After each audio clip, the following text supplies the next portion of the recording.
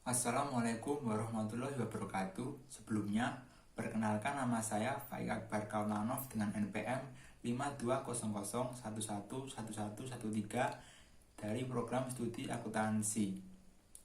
Pada kesempatan kali ini, saya akan memenuhi tugas akhir mata kuliah akuntansi UMKM berbasis teknologi kelas 3. Soal yang pertama yaitu jelaskan perbedaan sistem pencatatan persediaan periodik atau fisik dan perpetual.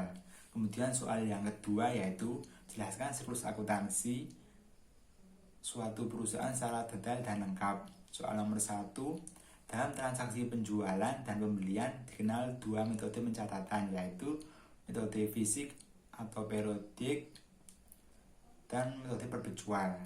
Metode fisik merupakan metode pencatatan persediaan hanya dilakukan pada akhir periode akuntansi melalui ayat jurnal penyesuaian. Transaksi yang mengaruhi persediaan dicatat masing-masing dalam perkiraan tersendiri, seperti pembelian, retur pembelian, penjualan, dan retur penjualan.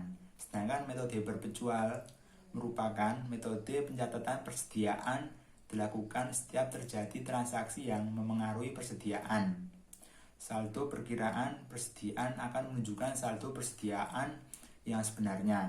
Dengan demikian, pada saat penyusunan laporan keuangan tidak diperlukan ayat jurnal penyesuaian. Dalam penjurnalan, metode periodik dan perpetual memiliki perbedaan yang khas. Metode periodik tidak mencatat HPP saat transaksi penjurnalan, sedangkan metode perpetual melakukan pencatatan keluar masuk persediaan dan HPP ketika transaksi penjualan.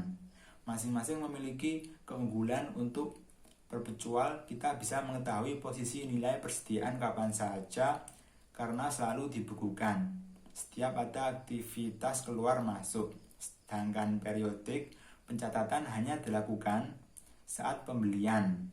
Pencatatan HPP dilakukan nanti di akhir periode sehingga lebih cepat dan ringkas dalam pembukuan penjualan. Itu tadi merupakan perbedaan dari sistem pencatatan periodik dan perpetual. Selanjutnya soal nomor 2 yaitu jelaskan siklus akuntansi suatu perusahaan secara detail dan lengkap. Tugas yang akuntansi yang pertama kali harus dilakukan adalah identifikasi setiap transaksi yang dicatat. Kegiatan identifikasi ini harus dilakukan secara tepat oleh akuntan yang bisa dilakukan dengan cara melakukan pencatatan setiap transaksi yang terjadi. Setelah tahapan identifikasi, akuntan kemudian harus melakukan analisis terhadap transaksi tersebut tentang pengaruhnya terhadap kondisi keuangan perusahaan. Sistem pencatatan akuntansi dalam perusahaan selalu menggunakan double entry system. Artinya, setiap transaksi akuntansi yang terjadi akan memberikan pengaruh pada posisi keuangan di debit dan kredit dan harus dalam jumlah yang sama besarnya.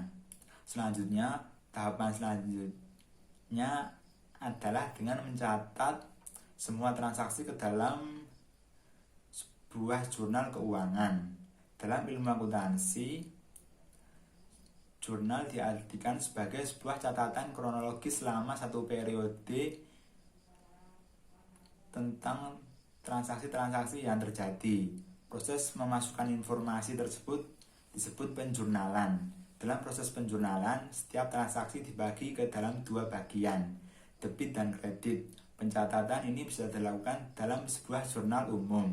Tahapan selanjutnya yaitu memindahkan semua transaksi ke dalam buku besar. Secara umum, buku besar dapat diartikan sebagai kumpulan rekening pembukuan yang berisikan informasi aktivitas tertentu yang dicatat dalam satu periode.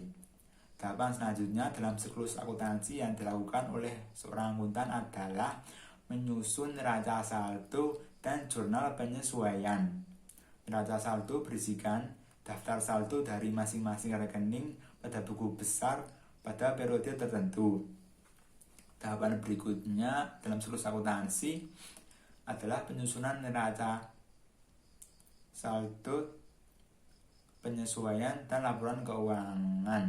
Neraca saldo penyesuaian dibuat dengan berdasarkan pada buku neraca saldo yang sudah dibuat sebelumnya dengan memerhatikan jurnal penyesuaian. Saldo-saldo tersebut terbagi ke dalam kelompok aktivita dan pasifa sesuai dengan statusnya. Kemudian disusun hingga jumlah saldo keduanya sama besar. Tahapan berikutnya adalah penyusunan jurnal penutup oleh seorang akuntan.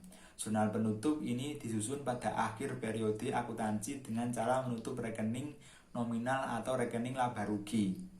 Kemudian tahapan terakhir pada dalam siklus proses akuntansi dalam satu periode sebelumnya sudah bisa diakhiri dengan pembuatan jurnal penutup.